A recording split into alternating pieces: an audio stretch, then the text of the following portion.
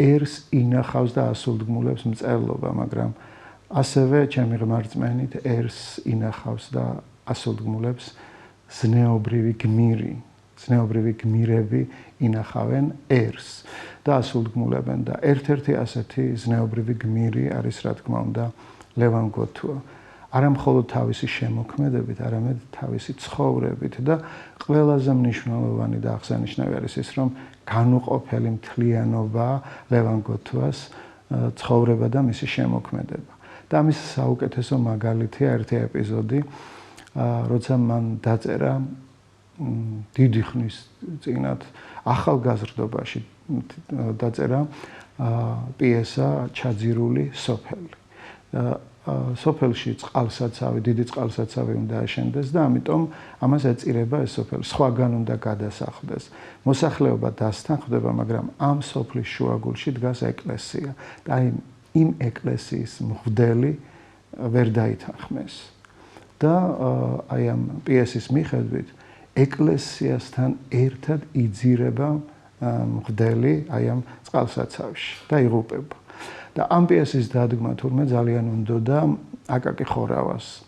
ეს ის პერიოდი, როცა აკაკი ხორავას ძალიან დიდი გავლენა ჰქონდა, თუ არ მეშლება ხელმძღვანელიც იყო რუსთაველის თეატრის და უნდოდა თურმე მთავარი როლის თამაში, ანუ მღვდლის განსახიერება სურდა ძალიან, მაგრამ მოითხოვა ფინალის შეცვლა. ლევან გოთუა არ დასთანხმდა. აი ეს არის განუყოფლობა მწერლისა და პიროვნების. აი ის მღვდელი ჩემთვის არის ლევან გოთუა თვითონ. ლევან გოთუა დაიბადა ცნობილი საზოგადო მოღვაწის პართენ გოთუას ოჯახში. ოჯახს იმიტომ უსვამ ხაზს, რომ წარმოდგენა ჰქონდეს ვინ იყვნენ პართენ გოთუას მეგობრები. აკაკი წერეთელი, თედო სახოკია, ექვთიმე თაყაიშვილი, შალვა ამირეჯიბი და ვინ მოთვლის კიდევ რამდენი მოღვაწე გამოჩენილი ქართველი, მართლაც მამულიშვილი ზარმაზარი. ლევან გოთუა 19 წლის იყო, როცა პირველად მოხვდა, ასე რომ ვთქვათ, შინსახკომის სიაში. იმიტომ რომ ეს ერთ-ერთ ქორწილში, მაგათ ნათესავის ქორწილში, რომელიც პატრიოტი და ეროვნული მოღვაწე იყო და ბუნებრივია ხა ჩეკისტებისთვის მიუღებელი, აი მათ ქორწილში იყო და მამასთან ერთად ლევანი დაიჭირეს, წაიყვანეს ჩეკაში და რახან ერთხელ გაფორმდა მისი სახელი და გვარი დაფიქსირდა სადღაც რომელიღაც ჟურნალში, აი იმის შემდეგ დაიწყო ლევან გოთუას მოწამეებრივი ცხოვრება.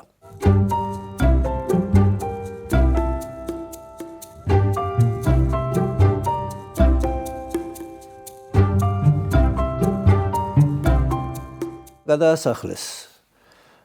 ნუ სად არ იყო, ესე იგი იმიერ პოლარეთში, ნუ აუტანელ ჯოჯოხეთში შეიძლება ითქვას, რამდენჯერმე სიკვდილ მიშელთა საგანშიაც იყო. ახლა რას ნიშნავს ხალხმა რომ იცოდეს სიკვდილ მიშელთა საგანში ყოფნა? ეს იმას ნიშნავს, რომ კარს რო გააღებენ, უკვე დასახვრეტად მიყავხართ. ესე იგი რამდენჯერმე იყო ასეთ საგანში ჩაბორკილი და მაინც როგორი ძალა უნდა ჰქონდეს შინაგანი, რომ ამ ყველაფერს გაუძლო. როდესაც ან მის ჩანაწერებს აიკითხავთ, ესეც გასაოცარია. არ გაგანცდა, რომ იქ ქვეყანა იქცევა. ეს ყველაფერი ჩანს ნაწერების მიღმა. ნუ, როდესაც წერია, რომ იქ არის სადღაც -40, -50 გრადუსი, ან იწერება, რომ გადაცურა ობი და მერე მაინც გადაწყვიტა უკან დაბრუნება, ან ვიღაცა გარდაიცვალა, ვიღაცამ ანუ ყველაფერი არის იცი ისით აი თითქოს ეს მას არ ეხება, როგორც აი დამკვირვებელი, როგორც მწერალი. ალბათ ესეც იმით იყო განპირობებული, რომ მეტი ტკივილი არ მიეყენებინა მისი ოჯახის წევრებისთვის, მაგრამ წასაკითხად არის წერილები ძალიან მხატრულადაც საინტერესო, მაგრამ ამავე დროს მეტყველებს ადამიანის სიმტკიცეზე და მაგალითია ჩვენთვის, რომ ნებისმიერ გაჭირვების დროს ადამიანმა აი ეს ღვთის რწმენა, ადამიანური ფასეულობების ღირსების შენახვა არის ალბათ ის საწინდარი, რომ მე ამ გაჭირვებას მტკიცედ გადაგატანინებს და არა მარტო გადაგატანინებს, არამედ შესაძლებლობას გააძლევს შექმნა ფასეული, ღირებული.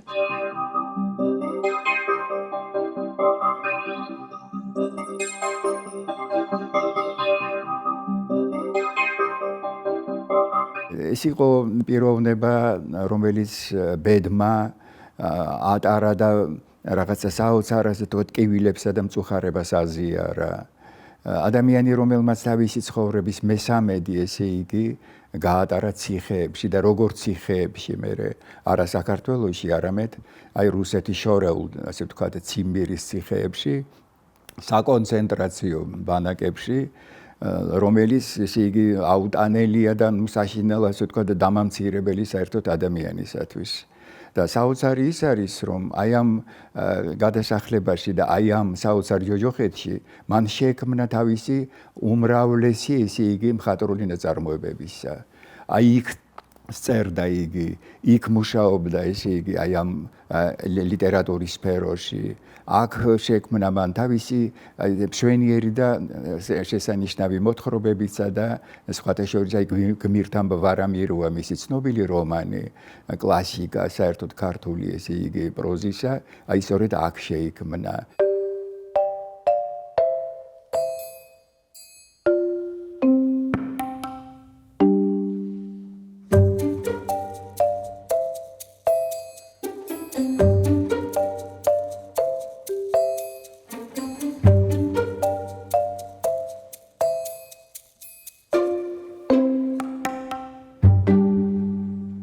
ეს წლები, რომელიც მან გაიარა ტანჯვა-წამებაში, არანაირად არ დაეტყო მის ხასიათს. თუმცა ეს არ გულისხმობდა, რომ არ ყოფილიყო პრინციპული. ცხოვრების ბოლომდე იყო ძალიან პრინციპული ადამიანი, ძალიან ბევრ საქმისთვის, კეთილი საქმისთვის შეუპოვრად იბრძოდა, მაგრამ ეს იქნებოდა სუფრა, ეს იქნებოდა არმაზი, ეს იქნებოდა ნებისმიერი თავყრილობა, ის იყო სიხარულის და სიკეთის მთესველი. არასოდეს არ ამბობდა, ხუმრობდა, არასოდეს არ იხსენებდა წარსულს საზოგადოებაში. აი ხო არის, რომ მე ვთქვას რაღაცა უბრალოდ გაიხსენოს თუნდაც მისი ეს ამდენი ამხელა დიდი თავგადასავალი. ეს არ ხდებოდა. ძალიან იშვიათად მახსოვს, რომ ხანდახან ღამე ჩვენ აი როდესაც უკვე თითქოს დასაძინებლად გაგვიყვანდნენ, გვესმოდა, რომ ვთქვათ დაძმები რაღაცას ჩუმად საუბრობდნენ, მაგრამ ეს იყო ყოველთვის არა ნეგატიური, არამედ ესეთ პოზიტიურ ჟანრში, როგორც თავგადასავალი, რომელიც მოხდა და რომელსაც ალბათ თითოეულმა ადამიანმა, ეს იქნება დიდი თუ პატარა, ყველამ უნდა ღირსებით გაუძლოთ. ყველას სურს კონდეს წიგნი ავტორის სახელი. აი პოეტი აკადემიკოსი გიორგი ლეონიძე თავისი ლექსების წიგნზე აწერს მკითხველისადმი მიწმილ სამახსოვრო სიტყვებს. წიგნის ბაზრობაში მონაწილეობენ ქართველი მწერლები სიმონ ჩიქოვანი, რევაზ მარგიანი და ლევან გოთუა. კეთილი იყოს თქვენი პირადი გაცნობა, ძვირფასო მწერლებო და მკითხველებო.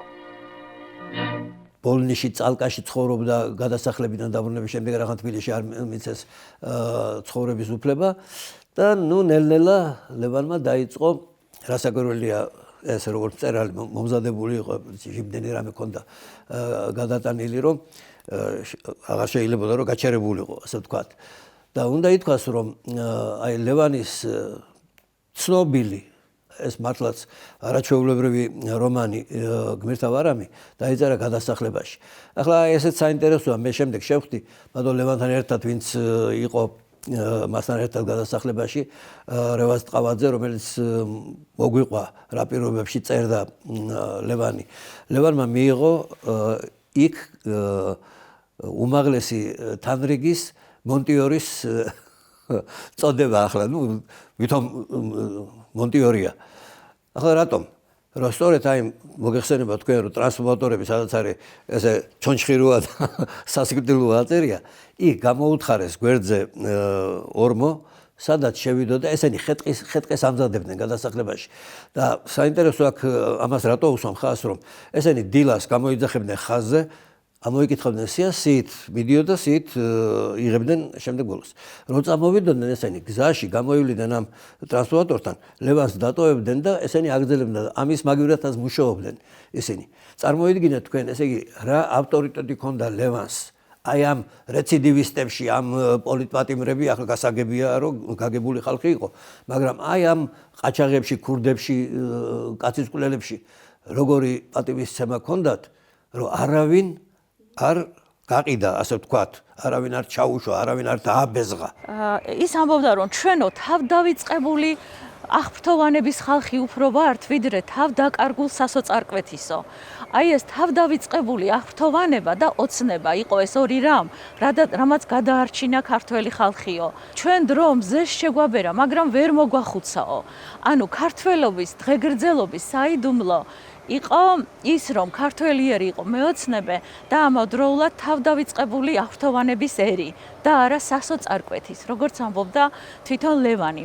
ლევან გოთუაში იყო ქართული ხასიათი და ქვეყნის ისტორიულ გენეტიკური მომხიბვლელობა. ის არ იყო ჩვეულებრივი ადამიანი და ამ არაჩვეულებრივი ადამიანის ცხოვრება რთული იყო პირადად მისთვის და გარშემო მყოფებისთვისაც. თვითონ ლევან გოთუა წერდა, დროს რომელშიც დავიბადე, უსაშველოდ აკლია სიკეთე. სიკეთის გარეშე ყველა ადამიანი უბედურია. ეს უკვე პირდაპირი პასუხია იმაზე, როგორ განიცდი და იმ ძიმე დროს, იმ ტოტალიტარულ ეპოქას, რომელშიც მას მოუწია მოღვაწეობა. ლევან გოთუა როგორც მეგობრობის, ერთგულების და სამშობლოს შეწირული სიყვარულის იშვიათი უნარით დაჯილდოებული ადამიანი იყო და მიუხედავად იმ ჯოჯოხეთისა, რომელიც მან ამ წუთი სოფელში გაიარა, ხასიათში შერჩა ბავშვური გულუბრყვილობა, სიმორცხვე. სხვა შორის წერდა კიდეც, რომ ბავშვობიდანვე მორცხვი ვიყავიო და უმოტივაციო გაწითლება შეეძლო. პატარა ბავშვივით გაწითლდებოდა. მე უფრო ინტუიცია და შინაგანი ჭრეტა მახასიათებს, ვიდრე მსჯელობა და აი რაღაც ეს თეორიულ ლოგიკურიო. და ამაში ის მართალი იყო, რადგანაც მისი შემოქმედება მთლიანად არის დიდი შინაგანი ჭრეტით დაღდასმული. მეფეო, კარაგალის საქართველოს სახელი გასვას მომხო. მე კი თვალინდა საქართველოს სახელით ზავად თავბრწანებ. იმახრებს მოახდინებ და შთამომავლობას გავასწრებ. აღმართოთ ხლები, ადიდოთ როშა დავითის ლათამარისა. ჩვენი ხალით მონაწილეები, ჩანს თავისია. შევასწრებდე.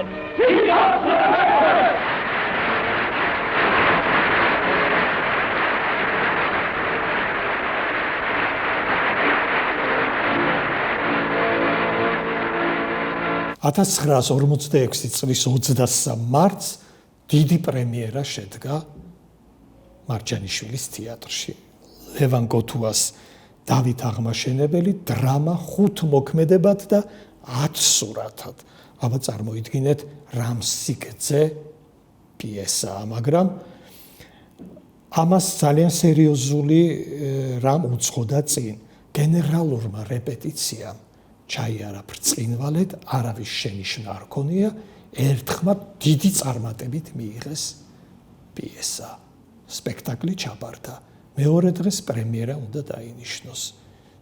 მეორე დილით მარჯანიშვილის თეატრში მიდის ლევან გოთუა და 1 საათში გამწარებული ბრუნდება შინ. სპექტაკლი მოხსნილია. მთელი თეატრი ფეხზე დადგა. მაშინ ცენტრალური კომიტეტის პირველი მდივანი იყო კანდიდ ჩარკვიანი და თეატრის ხელმძღვანელობა მასთან მივიდა თხოვნით. გამოყვეს კომისია და აღადგინეს და ნებადართეს პრემიერა ეთამაშათ. რა მოხდა? თეატრის ერთ-ერთმა მსახიობმა უშიშროებაში მიიტანა ხმა.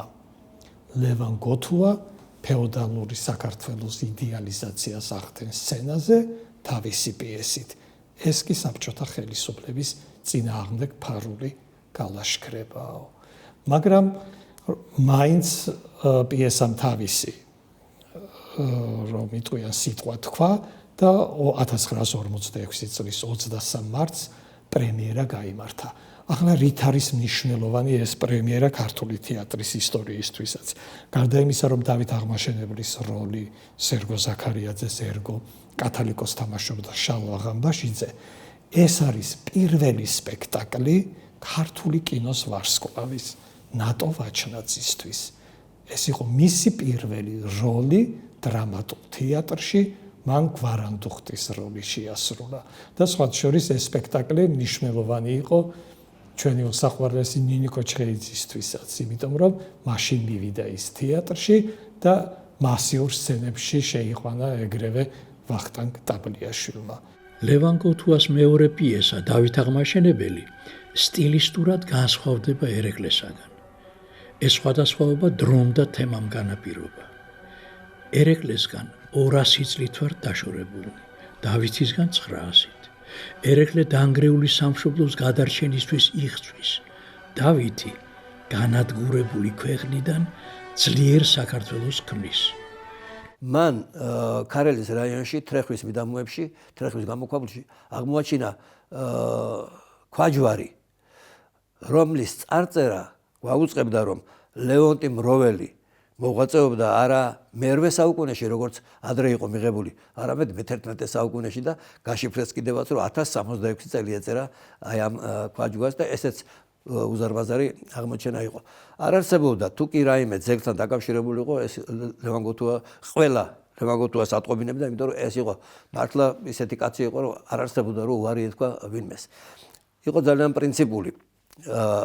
რეზო ინანიშვილი იხსენებს სხვათა შორის ერთ-ერთ თავის ჩანახატში ისე, რომ ლევან გოთუა რომ მოდიოდა და შეხვდა ძველი კგბ-ს თანამშრომელი თუ ვიღაც ამბეზღებელი ისეთი რომ და ხო იცით ახლა როგორი გაშლილი ხელით რომ წამოვიდა ახლა ლევანს უნდა გადახვევა და არ მომეკარო და გაიქცა კიბებზე ჩაირბინა და თან ხელებს ესე რომ თითქოს რაღაც ჭუჭხს იცილებსო რა აი ესეთი კაცი იყო.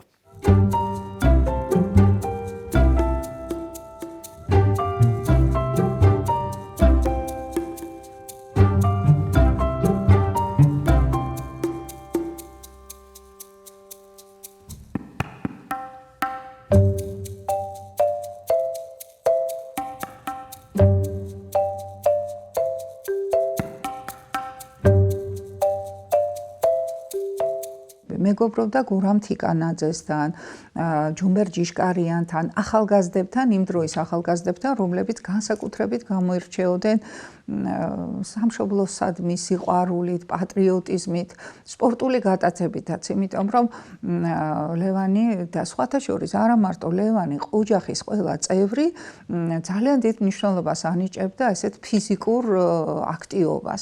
როდესაც არმაში ვიყავით და კარგი ამინდი იყო, აუშვებდით ძაღლებს და ყველა ჩავდიოდით მტკვარზე საბანაოდ.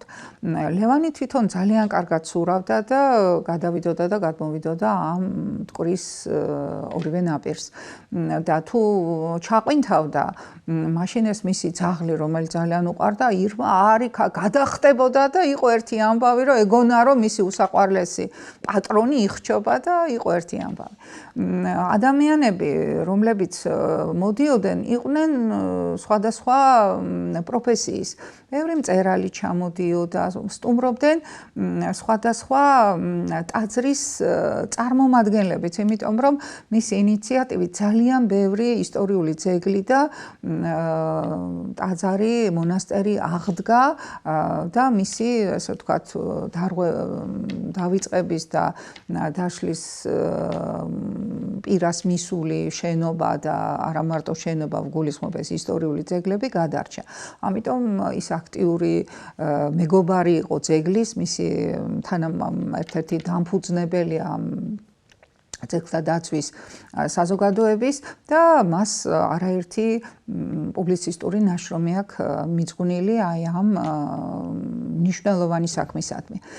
მოდიოდნენ დედები, ხშირად მოქონდათ ნაკურთხი ხილი და ისე გვეტყოდნენ სახში, რომ აი მოვიდნენ და ჩვენც განსაკუთრებული პატივისცემა ჰქონდა. მაგრამ მთავარი ის იყო, რომ მას ჰქონდა დიდი ინიციატივის უნარი. თითქმის ყოველ, ასე ვთქვათ, შაბათ კვირას, როდესაც ჩვენები, მამიდები, ახლობლები ჩამოსული იყვნენ, ჩვენ მანქანებით მივდიოდით რომელიმე ახლოს მდებარე ან თუნდაც შორგზაზე გარკვეული დიდი ხნით მივდიოდით ისტორიული ძეგლის სანახავად, დასათვალიერებლად და ეს მოგზაურობა, აი ბავშვობის დროიდან ძალიან დიდი ინფორმაციის დამტევი იყო და აუცილებლად ემსახურებოდა თუნდაც აი ჩვენი პატარა ბავშვების განათლებას.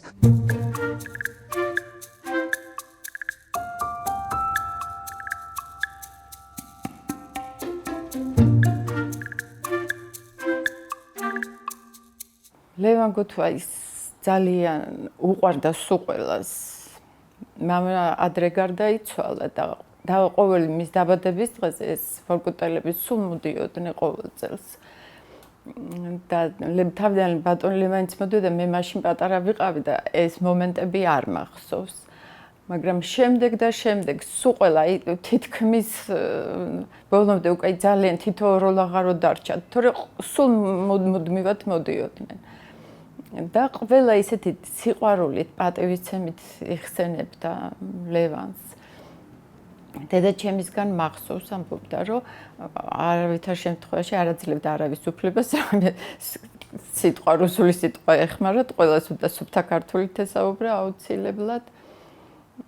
და ბებიასგან მახსოვს, რომ როცა ლევანი გათავისუფლეს და მოდიოდა აქ, პიჯაკი არ ქონდა და მე შევუკერეო, რომ პიჯაკი წამოსულიყო იქიდან. საქართველოს პოეტების ქვეყანას უწოდებენ პოეზიის ქვეყანას, ხო? გალაქტიონის სტრიქონი გვახსოვს, რად უწოდებენ საქართველოს მგოსანთა მხარეს, ხო? მაგრამ ჩემი ღმერთის რწმენით დიდი პროზის ქვეყანაც ვართ. დავით კლდიაშვილის ქვეყანა ვართ, სულხან საბას ქვეყანა ვართ. კონსტანტინე გამსახურდიას, მიხეილ ჯავახიშვილის, ლეო კიაჩელის ქვეყანა ვართ. აქეთ ოთარ ჭილაძის, გურამ დოჩენაშვილის დიდი პროზაც გვაქვს, რა თქმა უნდა.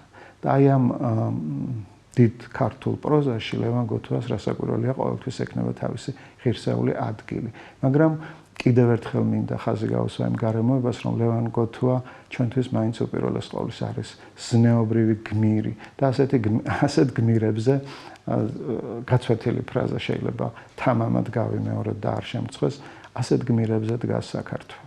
გავადრო, როგორც იტყვიან 1000 წლეულები წალეკავენ ირგვლივ ყოველივეს, მაგრამ ქართულ მწერლობაში ლევან გოთვა დარჩება გაუტეხელი სულის, გაუბზარავი მორალის და სამშობლოს სიყვარულს შეწირულ, ქედუხრელ და წამებულ რაინდად.